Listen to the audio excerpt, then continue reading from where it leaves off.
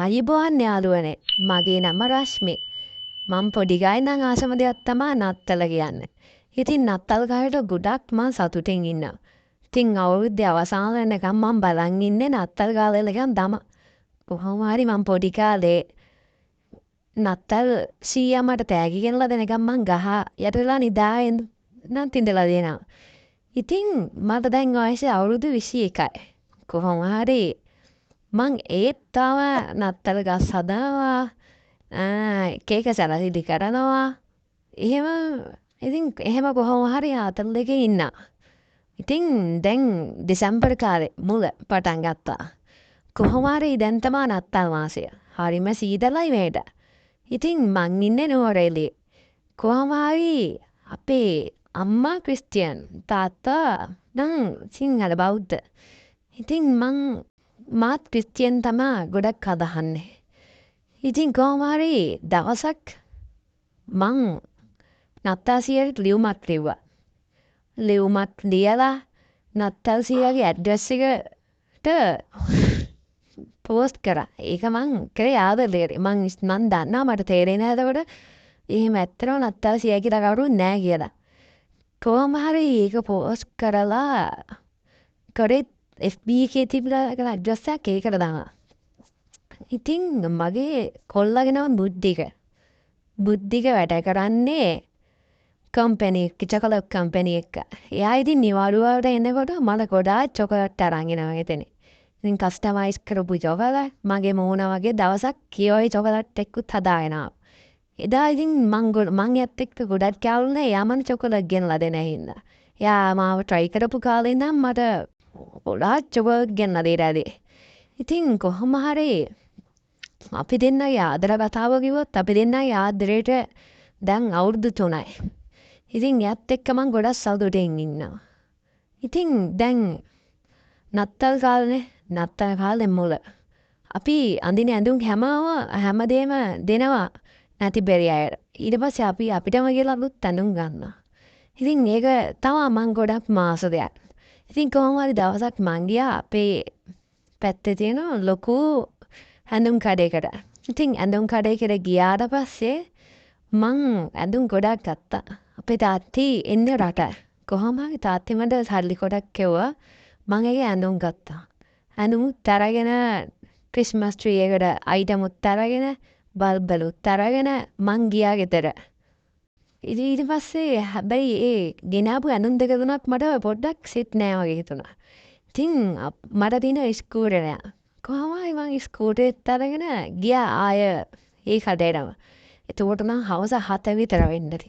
දැන් නම් හැබැයි කඩේ වැඩි කට්ටියක් නැහැ. කොහොම හරි මං එදෙලෙත් ඇඳුම් තොර හිටියා. ඒ වෙලේ ඒ කඩේ හිටපු වැඩ කරන කෙනෙක් මට ඇවිල්ලා හෙල්ප් කරා ඇඳුම් තෝරගන්න කියලා. කොහොම හරි ඇඳුම් ගොඩක් මගේ අතේ තිබ්බා. ආයෙත් මම ඒවල ඇඳුම් ටිකක් ගත්තා.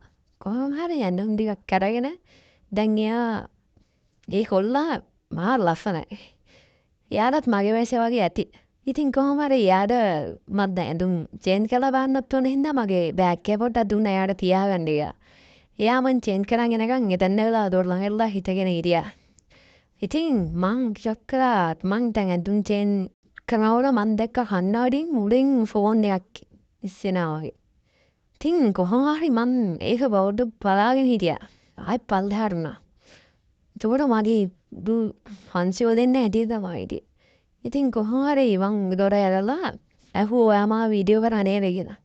නෑ මිස් මං වා වීඩියෝ කරේ නෑ කියලා ඒගොල්ලෝ දැන් බය වෙලා ඉන්නේ. ඉතින් මට හොඳටම දරා ගියා. මට කෑ ගහන්නත් හිතුණා. ඒත් මම හිතුණා මෙයාගේ ජොබ් එකත් එක්ක ගහදානවනේ හම්බ කරන් කරනවා ඇත්තේ මේකෙන් ගියා මං මොකුත් කිව්වේ නෑ ඒවද කෑ ගහන්න නැතුව දෙනවා ඇඳුම් ටික කියලා බෑග් ගෑයි මං උදුරලා ගත්තා. උදුරලා අරගෙන එළියට ගියා. එළියට ගියාට පස්සේ මට පොඩ්ඩක් තරහින් හිටියේ. ඒගොල්ලෝ පස්සෙන් ආවා. පස්සෙන් ඇවිල්ලා අනේ සෝරි බං ඇත්තට වීඩියෝ කරා. මට ඇත්තටම මිස් දැක්කට පස්සේ ආසාවක් ආවා ඒක වීඩියෝ කරලා මිස් බලන්න මිස් කියනවා මාරම ලස්සනයි කියලා මට කිව්වා. ඉතින් මට ඇත්තටම පොඩ්ඩක් ආඩම්බර හිතුණා එහෙම කියනකොට. ඊට පස්සේ බුද්ධික මට කෝල් එකක් ගත්තා. මං ආන්සර් කරෙත් නෑ ඒකේ. ඊට පස්සේ එයා කිව්වා මිස්ගේ නම්බරය දෙන්න පුළුවන් නම්. කියලා. මං ගෝවා වීඩියෝ කරපු එක ඩිලීට් කරලා දාන්න කියලා. ඊට පස්සේ ආගෝ හරි මිස් මම ඒක ඩිලීට් කරන්න කියලා ඩිලීට් කරා. හැබැයි මට ඒක එයාගේ රිෂාගේ බින්දිගෙන් ඩිලීට් කරන්න අමතක වුණා. ඉතින් කොහොම හරි මට ඒක ගෙදර ගිහලා තමයි මතක් වුණේ. එයා හැබැයි මට මේ නම්බරේ ඉල්ල ගත්තා. මම නම්බරේ දුන්නා. දුන්නේ වෙන වැඩකට නෙමෙයි මට බය හිතුණා ඒක තාම එයා කෝවේ දාන් ඉඳී කියලා. ඉතින් ඒකේ මම නම්බරේ දීලා ගෙදර ගියාට පස්සේ මට මැසේජ් එකක් ආවා. හයි කියලා. ඊට පස්සේ ටික වෙලාවක් ගියාට පස්සේ වීඩියෝ එකකුත් ආවා.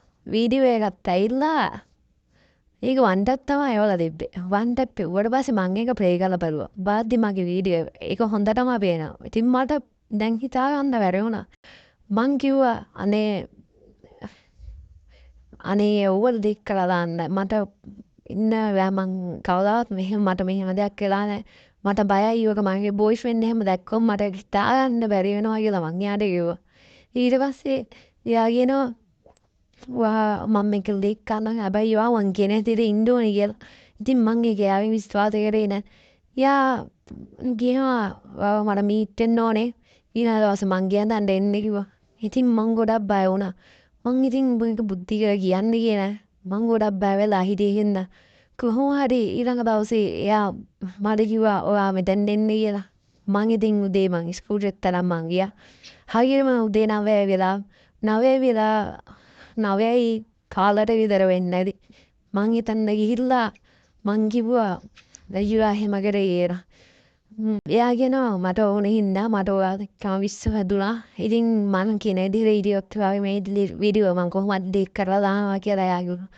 ඊට පස්සේ මං කිව්වා ඔයාට මං ඉදා මොකක් කිව්වේ නැත්තේ ඔය ජොබ් එකටවත් ඔයාට හානියක් වෙන හින්දා මගේ මනුස්සකම තිබ්බට ඔයාට මනුස්සකම නෑනේ. මගේ බොයිෆ්‍රෙන්ඩ් එහෙම මේව දැනගත්තොත් ඉවරයි කියලා මං එයාට කිව්වා. ඒත් එයා ගොඩක් විශ්වාස කරේ නෑ. මං කිව්වා අනේ ඔයා මේක ඩිලීට් කරලා දාන්න කියලා. එයාගෙන හැම නිකන් ඩිලීට් කරන්න බෑ. ඔයා මාත් එක්ක යා මං කියලා දාන්න කිව්වා. ඊට පස්සේ කොහොම හරි මං ඒකට කැමති වුණා. එයා මාව එක්කන් ගියේ අමුතුම තැනකට. කොහෙද දන්නව? ඒක හිතාගන්න බෑ. හරියටම එක්කන් ගියේ හොටෙල් එකකට එක්කන් ගිහිල්ලා ඒ හොටෙල් එකේ තියෙනවා පිටිපස්සේ ගාර්ඩන් එකක් වගේ තැනක්. එතන ස්වභාවික තැන. කොහොම හරි ඒ හොටෙල්ලේ ස්වභාවික තැනේ තමයි ඒ රූම් තියෙන්නේ. කොහොම හරි රූම් එකකට එක්කන් ගියා. ඉතින් මං බුද්ධිකත් එක්කත් මෙහෙම ඒ රූම් එකේ ඉඳලා නැහැ. ඉතින් කොහොම හරි මං ඒ විදිහේ රූම් එකට ගියාට පස්සේ අනේ වැන්දා මං ඒ කරන්න බෑ මං කවද මං කොහොමද මගේ බොයිෆ්‍රෙන්ඩ් දවසක එහෙම මොන දෙන්නේ කියලා මං කිව්වා. ඉතින් එයා ඒව විශ්වාස කරේ නැහැ. එයා ඒව පිළිගත්තෙත් නැහැ. ඉතින් කොහොම හරි එයා කිව්වා ඔයා මෙහෙම හිටියේ නැත්තම් මං ඇත්තටම මේක පබ්ලික් කරනවා කියලා. ඊට පස්සේ මට ඉතින් කරන්න දෙයක් තිබ්බේ නැහැ. කොහොම හරි මං එයාත් එක්ක ඉන්න වුණා කියන්නේ එයා මගේ අඳුම් ටික ගමලා දැම්මා. ගල්ලා ගාලා මාව ඇඳට පල්ලුවරා. ඉතින් එතනින් එහාට උන දේවල් ඔයාලම හිතාගන්න. මං එදා එයාත් එක්ක ලොකු කැමැත්තෙන් හිටියේ නෑ මුල්ලරේ. ටික වෙලාවක් යනකොට මටත් තියුණා පොඩ්ඩක් මගේ හැංගින්දනින් ගොඩක් කවුස් වුණා. ඇවිස්සුනාට පස්සේ මට එයාත් එක්ක හින්ද වුණා කියන්නේ ඉතින් ඒක හිතාගන්න බෑ. මාව වාර විදිහට එයා පිස්සුවට අවුවේ. මං කිව්වා එයාට අනේ දැන් ඇති දැන් විදෙනවා කියලා. ඒත් අපර කරගෙන එක දිගටම හිටියා. ඉතින් කොහොම හරි ඒ කොහොම හරි එයා ඒකත් ඉවර වුණා. උනාට පස්සේ මං එයාගේ ෆෝන් එකේ අරගෙන ඒ හැමදේම ඩිලීට් කළා. මම ඊජල් වින්නේ තිබ්බේවල් කොපිස් හැමදේම එයා මට ෂෙයාර් කරපු නම් මම ඩිලීට් කළා දැම්මා. දැන් මට බයක් නෑ. ඊට පස්සේ මං යනවා කියලා ආවා. එද්දි තියාව බයිසිකලේ දාගෙන ආවේ. ආයෙ මේවා තියාගන්න බා කියලා ඒගොල්ලන්ට මං කියලා පොඩ්ඩක් ආයෙත් බැන්නා. බැනලා ඒ වුණාට මං එයාලා කිව්වා අද හැබැයි මත් එක්ක මම මානසාවේ වුණා. ඔයාගේ තින් තමයි ජීවිතේ විනාශ වුනේ. හැබැයි ඔයාලා ළමෙක් ඉතිමේ වගේ දෙයක් වුණොත් එහෙම තේරෙයි කියලා මං එයාට කියලා හරියට තේරුම් කරලා දුන්නා. ඊට පස්සේ එයා මොකුත් පිළිගන්න නැතුව ගියා. හැරිලා ගියා. හැරිලා ගිහින්දා මට කිව්වා ආයෙත් ඇවිල්ලා මට ඇත්තටම ඔයාව ඕනේ. ඔයාලට බැරිද ඔයාගේ බොයිෆ්‍රෙන්ඩ් අතහැරලා මගේ ළඟට එන්න කියලා.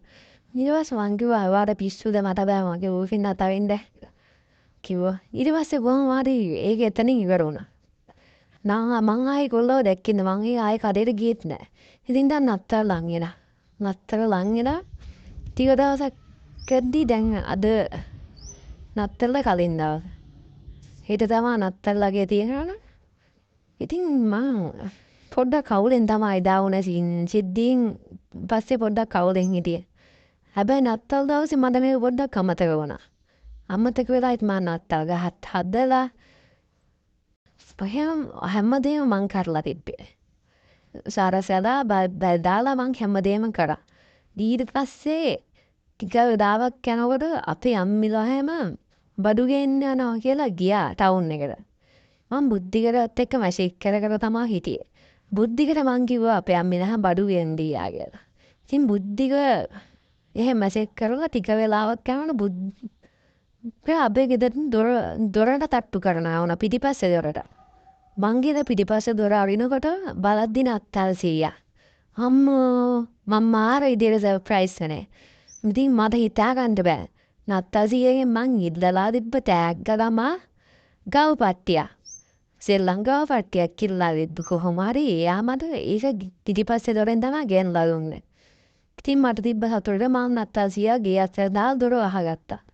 ඉතින් මට හිතා ගන්න බෑ. මං ඉතින් බදාගත්තා නත්තල් සීයා. බදාගෙන මට ඉතින් ඒ හියා ගන්න බැරි කතාවක් තිබ්බේ. ඊට පස්සේ මං නත්තල් සීයාට කිව්වා ඔයා ආයෙ මුත් එක්කද මං ඉතින් බොරලා කතා ගොඩාක් එයාගෙන් ඇහුවා. අහලා ටිකක් කළා යනකොට නත්තල් සීයාට කිව්වා ඔයාගේ ඇත්තම මොනවද පෙන්වන්නව වන්න කියලා. ඊට පස්සේ එයා ඇත්තටම කිව්වා ඒ ගැඹුරු මඩකින් කිව්වා එහෙම පෙන්වන්න බෑ ළමයෝ. ඔයා දැන් මට මොනවද දෙන්නේ මං ඔයාට දුන්න තෑග්ගට කියලා කිව්වා. ඊට පස්සේ මං කිව්වා නත්තල් සීයාට තෑග්ග දෙන්නේ නෑ. නත්තල් සීයානේ අපිට තෑග්ග දෙන්නේ කියලා මං නත්තල් සීයාට කිව්වා. ටික වෙලාවක් යනකොට නත්තල් සීයා මගේ අතින් අල්ලවුවා. අතින් අල්ලගෙන අපි එහෙනම් අද එන්ජොයි කරමු කිව්වා. එන්ජොයි කරමු කිව්වට පස්සේ එහෙනම් මං තේ එකක් හදන් එන්නම් ගොඩාට තේ එක හරි බොන්නකෝ කියලා. ඊට පස්සේ නත්තල් සීයා එපා මට තේ එපා කියලා බෑග් ගත්තේ කරලා මාව ඇදලා ළඟට. මාව ඇතලා ළඟට ආවෙන බදාගත්තා. ඉතින් දැන් මම පොඩ්ඩක් බය වුණා. මේ මොකද මෙයා එන්නේ කියලා. ඊයම්සේ ටික වෙලාවක් යනකොට මරිය හංජෝ දෙන්න හිරි ගන්න.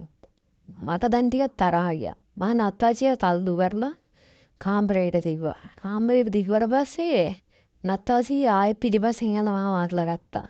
අල්ලගෙන එයාගේ ඇත්ත ස්පූන ගැලෙව්වා. ගලවලා බලනකොට කවුද දන්නවද? ඒ තමයි බුද්ධික. ඉතින් මං හිතුවේ නෑ බුද්ධික මට මෙහෙම සර්ප්‍රයිස් එකක් දෙයි කියලා. ඉතින් නර දැන් හිතා ගන්න බෑ. ඊට පස්සේ කොහොම හරි බුද්ධික මාව මම කාමරේට එක්කන් ගියා. කාමරේට එක්කන් ගිහිල්ලා දොර වහලා මාව බදාගෙන මාව ගොඩාක් කිස් කරා. කිස් ගොඩාක් දුන්නා. ඉතින් මං හිතන්නේ මේ තව ඇත්තට එයා දන්නවා මං නත්තල් සීයාට ගොඩක් ආසයි කියලා. බලද්දී FB එකේ දාලා තියෙන නම්බරේ මේක දාලා තින්නේ බුද්ධික. බුද්ධික දාලා තින්නේ ෆ්‍රෙන්ඩ්ස්ලා ඔන්ලි කරලා මට පේන්න මොනවා හරි කරලා දාලා තින්නේ. මං ඊට පස්සේ තමයි එයාට ලිල්මක් කියලා කැමති දේ ඉල්ලා හරිද. කොහොම හරි යාමට ඒ දැන් ගත්තරන් ඇවිල්ලා. මට මාරම සතුටුයි. ඊට වඩා සතුටුයි ගන් ආදරේ ගන්න එක නා මගේ ළඟට ආපු එකට. මං කොහොම හරි ඊවෙදී අතරම ගොඩක් සතුටින් උඩ බැන්නා යාපු එකට. ඊට පස්සේ යා දොර වහලා වින්දා ඔයා මං ඉස්තියක් කියලා නෑනේ. මට තෑග්ගක් ඕනේ කිව්වා. ඊට පස්සේ කොහොම හරි යා මට කිව්වා මං ඇත්තට එහෙම ඉන්න හවසයි අපි දෙන්නයි මොකෝ කියලා. ඊට පස්සේ මං කිව්වා හිනා වාගේ කැමැත්තක්. ඇයිත් මං බයි හිටියේ එදා වුණ දෙයින් මගේ නැති වුණ දේ එයා දැනගයි කියලා මගේ රහස් තෙටි වෙයි කියලා මං බයෙන් හිටියේ. ඊට පස්සේ මං පොඩ්ඩක් අදිමදි ගන්න ගත්තා. ඊට පස්සේ ඇයි ඔයාලා මාත් එන්න බැරි කියලා එයා කියනකොට මම ඉතින් එදා යත් එක්ක හිටියා. ඊට පස්සේ අන්තිමට එයාට ජංගම්ම මන් දන්නේ මගේ එහෙම මොකුත් වෙනසක් එයාට දැනුන්නේ නැහැ. ඊට පස්සේ එයා ඉවර වුණාට පස්සේ ඇහුවා මොකද මේ කරගෙන තියෙන්නේ කියලා.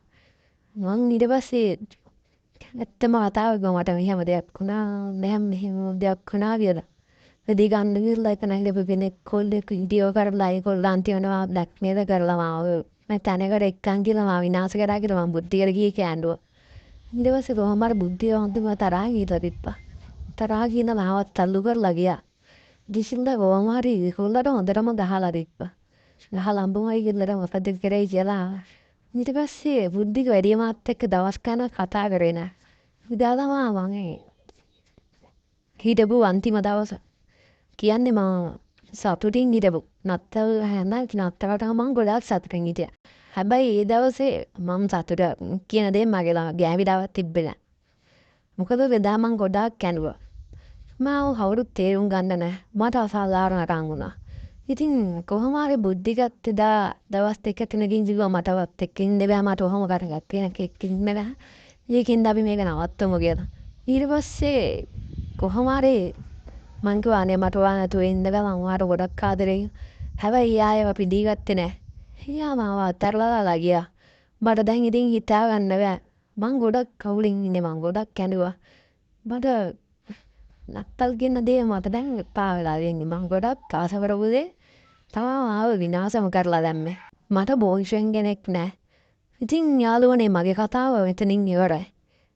මේ දේවල් ඔයාලා කියන සමාජ සඳහා පමණයි. හැබැයි මේ දේවල් කවදාවත් අත්දැකීමක් නම් ගන්න බෑ. ඔයාලට මේ වගේ වීඩියෝ දිගටම බලන්න ඕන නම් අපේ YouTube channel subscribe කරලා bell icon එක ඔබලා තියාගන්න. එහෙනම් යාළුවනේ අද දවසට අපි කිසින් එන්න. ඔයාලට goodbye.